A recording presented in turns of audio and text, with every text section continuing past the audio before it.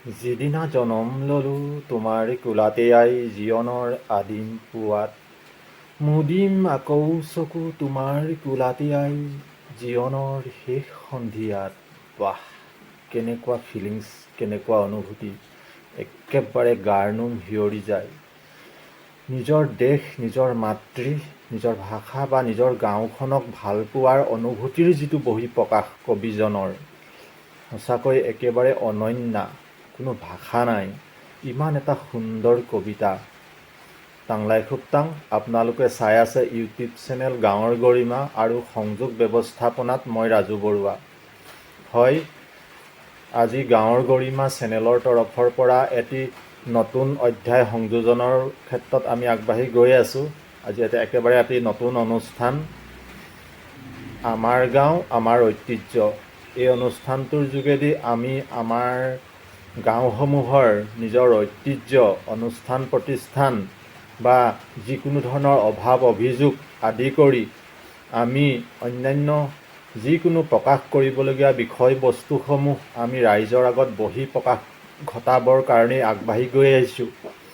যিহেতু অনুষ্ঠানটো একেবাৰে চালুকীয়া, এই ক্ষেত্ৰত অনেকখিনি ভুল ত্ৰুটিও হ'ব পাৰে। আপোনালোকে নিজৰ বুলি ক্ষমা কৰি দিব আৰু অনুষ্ঠানটো চাই ভাল পালে লাইক কৰিব বা আপোনালোকৰ গঠনমূলক যিকোনো পৰামৰ্শ আপোনালোকে কমেণ্ট বক্সত আগবঢ়াব পাৰিব।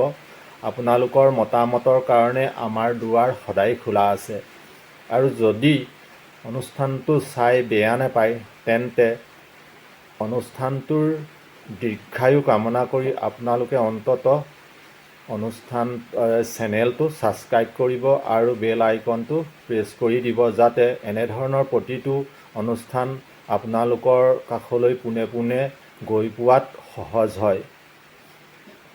ব'লক আজি আমাৰ এই অনুষ্ঠানৰ আমাৰ গাঁও আমাৰ ঐতিহ্যৰ আজি প্ৰথম গাঁওখন নিৰ্বাচিত কৰি লৈছোঁ, পুলিনাহৰণি গাঁও। আমাৰ এই গাঁৱৰ গৰিমা চেনেলে আজি পুলিনাহৰণি গাঁৱৰ সম্পৰ্কেনো কি কয় আমি চাওঁ ব'লক। যোৰহাট জিলাৰ টিয়ক থানাৰ অন্তৰ্গত পুভলুঙাপাৰ গাঁও পঞ্চায়তৰ অধীনত হৈছে পিৰাকটা পুলিনাহৰণি গাঁও। প্ৰাকৃতিক সৌন্দৰ্যৰে পৰিবেষ্টিত এই গাঁওখনলৈ আমি কাষ চাপি যাওঁ ব'লকচোন। এক অপৰূপ সৌন্দৰ্য গাঁওখনলৈ যোৱাৰ ক্ষেত্ৰত আমি অতিক্ৰম কৰি গৈ আছোঁ। এয়া এক মনোৰম প্ৰাকৃতিক দৃশ্য, পুৱাৰ পৰিৱেশ। এই পুৱাৰ পৰিৱেশৰ মাজতে আমি এতিয়া আগবাঢ়ি গৈ আছোঁ পুলিনাহৰণি গাঁৱলৈ। হয়, ফাইনেলি আমি পাই গ'লোহি পুলিনাহৰণি গাঁও। এখন প্ৰাথমিক বিদ্যালয়েৰে পুলিনাহৰণি গাঁও আৰম্ভ হৈছে। এটি প্ৰাকৃতিক পৰিৱেশৰ মাজত গাঁওখন আছে। এয়া এটি বাগান, এই কাষৰীয়া বাগান, উমাবাৰী বাগান। এই বাগানৰ দাঁতিতেই বৰ্তমান আছে আপোনাৰ প্ৰাথমিক বিদ্যালয়খনি মই দেখাবলৈ গৈ আছোঁ। এইখন হৈছে তিছিৰা প্ৰাথমিক বিদ্যালয়। এই গাঁওখনিতেই আমি অভাজনেও আমাৰ জীৱনৰ আদিপাঠ মুকলি কৰিছিলোঁ। পুলিনাহৰণি গাঁৱত ৰাজহুৱা প্ৰতিষ্ঠান হিচাপে অন্য এটি প্ৰতিষ্ঠান আছে। এয়া অসম চৰকাৰৰ গো চৰণীয়া পথাৰ পিৰাকটা, স্থাপিত 1976 চন। এয়া পুলিনাহৰণি গাঁৱৰ গাতে লাগি আছে মুগা চৰণীয়া পথাৰ।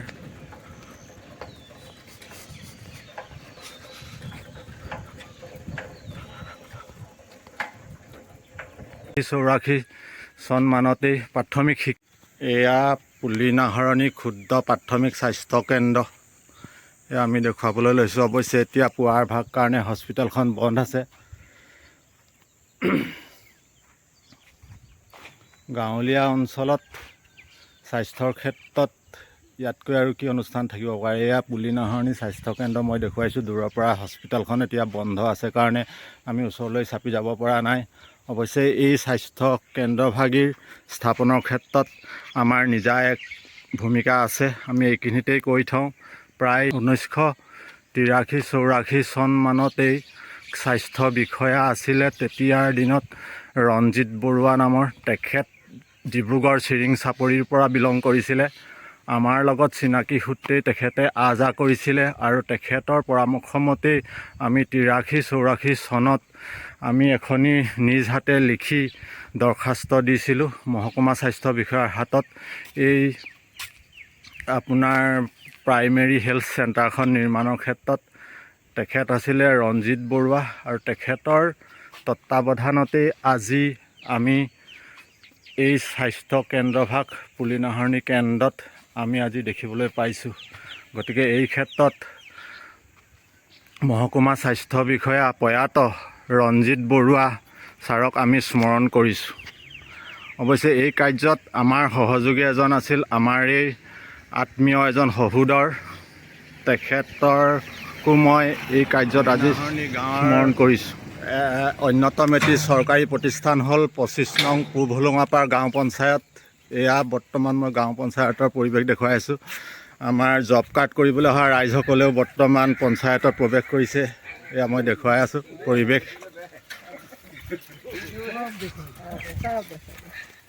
এয়া গাঁও পঞ্চায়তৰ গাঁওখনৰ এটি মূল চৰকাৰী অনুষ্ঠান হৈছে একেবাৰে তথৈবচ গাঁও পঞ্চায়ত। আমি বিভাগীয় কৰ্তৃপক্ষক বহুবাৰ কাকতি মিনতি কৰি বহুতবাৰ আবেদন কৰিছোঁ, তথাপিতো আজি কোপতি চৰকাৰে আমাৰ এই পুলিনাহৰণি গাঁৱৰ ৰাস্তাৰ ক্ষেত্ৰত কোনো ধৰণৰ মনোনিৱেশ কৰা দেখা পোৱা নাই। শেহতীয়াভাৱে যোৱা 5 ডিচেম্বৰত আমাৰ সন্মানীয় যোৰহাট সমষ্টিৰ বিধায়ক হিতেন্দ্ৰনাথ গোস্বামীদেৱ আহিছিলে। আমি তেখেতৰ হাততো এখন আবেদন পত্ৰ দাখিল কৰিছিলোঁ, কিন্তু আজি কোপতি তেখেতে এই ৰাস্তা পদূলি নিৰ্মাণৰ ক্ষেত্ৰত কোনো ধৰণৰ আমি ব্যৱস্থা লোৱা বৰ্তমানলৈকে দেখা নাই। এয়া আমি ৰাস্তা পদূলি দেখাইছোঁ, একেবাৰে কেঁচা। বৰ্তমান সময়ত এনেধৰণৰ ৰাস্তা পদূলি প্ৰায় নায়েই বুলি ক'ব পাৰি। কিন্তু কি ষড়যন্ত্ৰৰ বলি হৈ আজিলৈকে আমাৰ এই ৰাস্তাটো হোৱা নাই, সেইটো এটা চিন্তনীয় বিষয়। অৱশ্যে ইলেক্ট্ৰিচিটিৰ ক্ষেত্ৰত আমাৰ গাঁওখন যথেষ্ট উন্নত, কিয়নো তেতিয়া এই গাঁওখন ইলেক্ট্ৰিফিকেশ্যন কৰাৰ ক্ষেত্ৰতো আমাৰ যথেষ্ট ভূমিকা আছে। প্ৰায় 82-83 চনৰ আগভাগলৈকে এই গাঁওখনত কোনো ধৰণৰ বৈদ্যুতিকৰণ হোৱা নাছিল। 85 চনৰ পিছত এই গাঁওখন বৈদ্যুতিকৰণ হৈছে। তেতিয়া বিদ্যুৎ বা শক্তি মন্ত্ৰী আছিলে আপোনাৰ প্ৰয়াত ললিত ৰাজখোৱা। সেই ললিত ৰাজখোৱা দিনতেই আমি অভাজনে এখন দৰ্খাস্ত লিখিছিলোঁ। তেতিয়া আপোনাৰ উজনি অসম সংমণ্ডলৰ কাৰ্যবাহী অভিযন্তা আছিলে অজিত গগৈ। যোৰহাটৰ বিজুলী ভৱনত তেখেতে বহে। সেই যোৰহাটৰ বিজুলী ভৱনত বহা অজিত গগৈ কাৰ্যবাহী যিজন ইঞ্জিনিয়াৰ, সেই ইঞ্জিনিয়াৰৰ হাতত আমি নিজ হাতে দৰখাস্ত লিখি নি গাঁৱৰ ৰাইজৰ স্বাক্ষৰ মৰ্মে প্ৰদান কৰিছিলোঁ, আৰু তাৰ ভিত্তিতেই আজি পুলিনাহৰণি গাঁৱৰ ৰাইজে এই ইলেক্ট্ৰিচিটিৰ সেৱা উপভোগ কৰিবলৈ পাইছে। আমি হ'লে চাওক আপোনালোকে, এয়া মই ৰাস্তা কথা দেখুৱাইছোঁ, এয়া বোকা। এতিয়াই কদৰ্যৰূপে খৰালি বতৰত মাত্ৰ এজাক বৰষুণ দিছিলে। এতিয়া আমি যাম এয়া আপোনালোকক গোহাঁই চুকৰ পথ দেখুৱাবলৈ। এয়া গোহাঁই চুকৰ প্ৰাকৃতিকভাৱে পৰিপুষ্ট এই ৰাস্তা। এয়া এই ৰাস্তাটোৰ কাষেৰে আমি সোমাই আহি আছোঁ।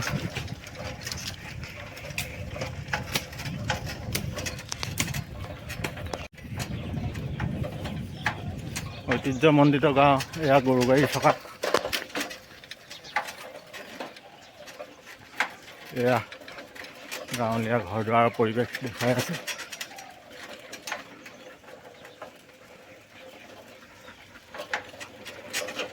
পুখুৰীত ঘাঁহ চৰি আছে।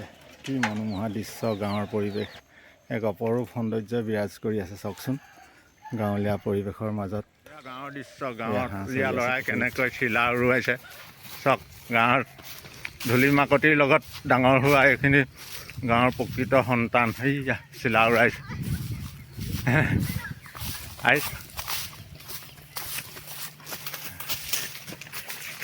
আমি এই ক্ষেত্ৰত পুলিনাহৰণি গাঁৱত সংযোগ হ'বলৈ গৈ আছোঁ এজন ব্যক্তি। আমি প্ৰথমতে তেখেতক স্বাগতম জনাইছোঁ গাঁৱৰ গৰিমা চেনেলৰ তৰফৰ পৰা। আপোনাক আমি গাঁৱৰ গৰিমা চেনেললৈ সম্ভাষণ জনাইছোঁ। আপোনাৰ পৰিচয়টো দিব। নমস্কাৰ, মোৰ নাম পুলক বৰগোহাঁই। হয়, পিয়াকটা পুলিনাহৰণি গাঁও। হয় হয় হয়, আপোনাৰ মই কওকচোন। ৰাস্তা পদূলিৰ বিষয়ে মই সুধিবলৈ লৈছোঁ। হয় হয়, ৰাস্তা পদূলি এতিয়া আপোনাৰ এইটো ৰাস্তা ভিতৰৰ ৰাস্তা বা আমাৰ স্থানীয় যাতায়াতৰ হয় ৰাস্তাটো আজিলৈকে দেখোন হ'ব বুলি কৈ আছে, দেখোন আজিলৈকে হোৱাই নাই। আপোনালোকে চৰকাৰীক কেনেধৰণৰ যোগাযোগ কৰি আছে? আবেদনটো দি থকাহে হৈছে। হয় হয়, বহুতবাৰ আবেদন কৰা হ'ল। হয়, কিন্তু আজিলৈকে ৰাস্তা পদূলি একো হোৱাই নাই। এই ক্ষেত্ৰত আপুনি চৰকাৰক কিবা আহ্বান জনাব খুজিছে নেকি? মই চৰকাৰক আহ্বান জনাওঁ হয়। যে অতি সোনকালে আমাৰ ৰাস্তা মানে নিৰ্মাণৰ ক্ষেত্ৰত পদক্ষেপ গ্ৰহণ কৰিব লাগে নিশ্চয়কৈ। আপোনালৈ ধন্যবাদ। ৰাস্তা পদূলি একেবাৰে কদৰ্য। আজি এজাক বৰষুণ ৰাতি দিছিলে, এয়া পানী, বোকা পানী এয়া গোট খাইছে। ৰাস্তা একেবাৰে অৱস্থা বেয়া। এইটো এটা ট্ৰেন্সফৰ্মাৰ আছে বৰুৱা চুকত। এয়া শাৰী শাৰী নাহৰ গছ, ৰাস্তাৰ কিনাৰত নাহৰ গছেৰে পৰিবেষ্টিত। এয়াই বৰুৱা চুক আৰম্ভণি। এয়া নাহৰ গছৰ শাৰী মই দেখাইছোঁ। অৱশ্যে এই নাহৰ গছকেইজোপাও প্ৰাকৃতিক নহয় দেই, এয়া মই নিজে ৰোৱা পুলি। নামটোহে পুলি নাহৰণি, কিন্তু নাহৰ গছ নাছিলে। মই নিজ হাতে ৰোৱা প্ৰায় 82-83 চনমানতে ৰুইছিলোঁ। এয়া এতিয়া বৰ্তমান গাঁওখনৰ নামটো ৰক বুলিয়ে মই নাহৰ গছকেইজোপা ৰুইছিলোঁ।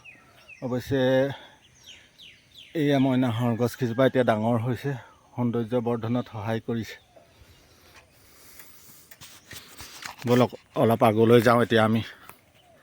গাঁওখনৰ আৰু দেখুৱাম ৰাস্তা পদূলি চক।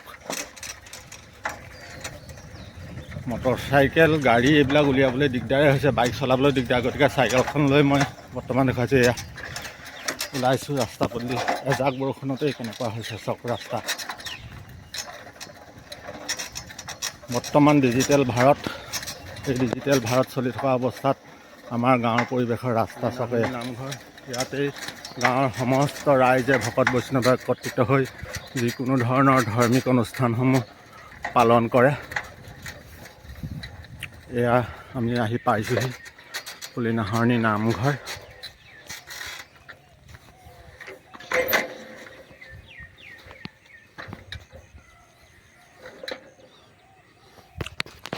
এয়া মই নামঘৰ দেখাই গৈছোঁ। শ্ৰীমন্ত শংকৰদেৱ সংঘৰ অধীনত এয়া পুলি নাহৰণি নামঘৰ। ব'লক আমি এতিয়া যাওঁ ফুকনৰ চুকৰ পৰিৱেশ দেখুৱাম। পুলি নাহৰণি গাঁৱতে অন্যতম চুক হৈছে ফুকনৰ চুক। এয়া ফুকনৰ চুকৰ পৰিৱেশ। এয়া প্ৰায় 4-5 ঘৰমান মানুহ আছে আমাৰ ফুকন চুকত।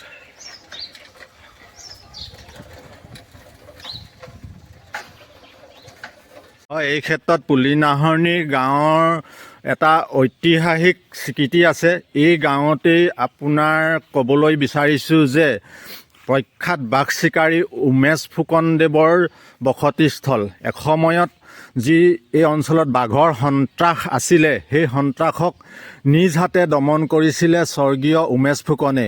এই উমেশ ফুকনৰ বসতিস্থল বা বসতি গাঁৱেই হৈছে পুলি নাহৰণি গাঁও।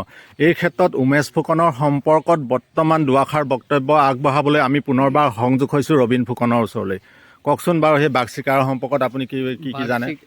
সেই বৰ্তাই বাঘ চিকাৰ যেতিয়া কৰে, আমি ঠিক কিমান বছৰ হ'ব, আপুনি অনুমানিক 6-7 বছৰৰ কথা। 7 বছৰ LP স্কুলত পঢ়ি আছোঁ। হয়, জনামতে একদম মানে সম্পূৰ্ণ তেখেতে বাঘ মাৰিছিলে। হয়, এই আমাৰ এই স্থানীয় গেজিঙতো মাৰিছিলে আৰু কমলপুৰ বাগানৰ পৰা এটা গঁৰাল আনিছিলে, হয়, হয়, বাঘৰ গঁৰাল। হয়, হয়, গঁৰালটো আনি হয়, এটা ছাগলী দি পাতি থয়। হয়, আমাৰ বৰ্তা এজন সৰু পিতেক নবীন ফুকন, হয়, হয়, বৰ্তাই লৈ যায়। হয়, হয়, এই ছাগলীটো টানি নিওঁ, পাছত এটা যাওঁ অঁ আৰু আপুনি নিজে সেই সময়ত স্বয়ং উপস্থিত। কওক, ভাল লাগিছে। হয়, কৰিছোঁ। হয়, হয়, তাৰপিছত বৰ্তাই ক'ব গঁৰালটো সোমোৱাই দে, হয়, আমি ছাগলীটো সোমোৱাই থৈ গুচি আহোঁ। হয়, হয়, বৰ্তাও আহে। অঁ, আৰু কেতিয়াবা ছাগলী মানে বাঘ লাগে আৰু কেতিয়াবা নালাগে। আৰু যিদিনা লাগিব আমি বিচনাৰ পৰা উঠিয়ে চিঞৰ শুনো। হয়, একদম মানে বাঘ চাবলৈ লৰ মাৰ, মুখ চুখ নোধোৱা চিধা যাওঁগৈ। হয়, গঁৰালত লাগি থাকে, চিঞৰি থাকে বাঘে। হয়, হয়, বৰ তাৰপিছত শিহৰণকাৰী কাহিনী দেই। ৰাইজ আপোনালোকে শুনি যাওক। হয়, পুলি নাহৰণি গাঁৱৰ উমেশ ফুকনদেৱৰ বাঘ চিকাৰ সম্পৰ্কত তেখেতৰ এজন পৰিণাতিয়ে ভাষ্য আগবঢ়াই আছে। কওকচোন আপুনি আৰু। তাৰপিছত বাঘ যেতিয়া গঁৰালত লাগিব, হয়, তেতিয়া মানুহ লগাব। মানুহে গঁৰালটো কাণত আনি হয়, চোতাল পোৱাইহি। হয়, চোতালত থয় আৰু গোটেই মানে মানুহ বাকী নাই বাঘ চাবলৈ। হয়, গঁৰালত এই চিঞৰি থাকে বাঘে। হয়, গোটেই মানুহখন আহে। তাৰপৰা কিছুদিন গঁৰালত ৰাখিব, হয়, ৰাখি পেলানি বাঘ কটা মানুহ আছে, হয় আমাৰ ৰাজৈত আছিলে। হয় সেই বাঘ কটা মানুহক মাতি আনে, হয় মাতি আনি বাঘটো গঁৰালতে গুলিয়াই দিয়ে। তাৰপিছত আৰু সেইবিলাকে চেলাই বখলিয়াই ছালখন বৰ্তাক দি থৈ যায় আৰু বাকী মাংস চাংস লৈ যায়। তেখেতৰ বন্ধুক আছিলে বাঘ চিকাৰ খাত, হা? বন্ধুকটো চৰকাৰে দিছিলে নে নিজে? এইটো চৰকাৰে দিয়া। চৰকাৰে দিয়া। বৰ্তমান চৰকাৰৰ ঘৰত চমজাই দিয়া হ'ল আৰু বৰ্তমানতো তেখেত নাই। সঁচাকৈ বৰ শিহৰণকাৰী এটা কাহিনী ক'লে। পুলিনাহৰণি গাঁৱৰ এইটো এটা ঐতিহাসিক কাহিনী। আপোনালোকক এনেধৰণৰ আমি কাহিনী শুনাবলৈ হ'লে আপোনালোকে আমাৰ এই চেনেলটোৰ লগত সংযোগত থাকিব। অনাগত দিনত আপোনালোকক আমি আৰু প্ৰতিখন গাঁৱৰ গৰিমা শিতানৰ তৰফৰ পৰা আমাৰ গাঁও আমাৰ ঐতিহ্য এই শিতানটোত আমি প্ৰতিখন গাঁৱৰ আমি কাহিনী দেখুৱাবলৈ যত্ন কৰিম। আপোনালোকে চেনেলটো যদি চাই ভাল পায় ছাবস্ক্ৰাইব কৰিব আৰু লাইক কৰি যিমান পাৰে শ্বেয়াৰ কৰিব। ধন্যবাদ। ৰং বয় বয়, জয় আই অসম।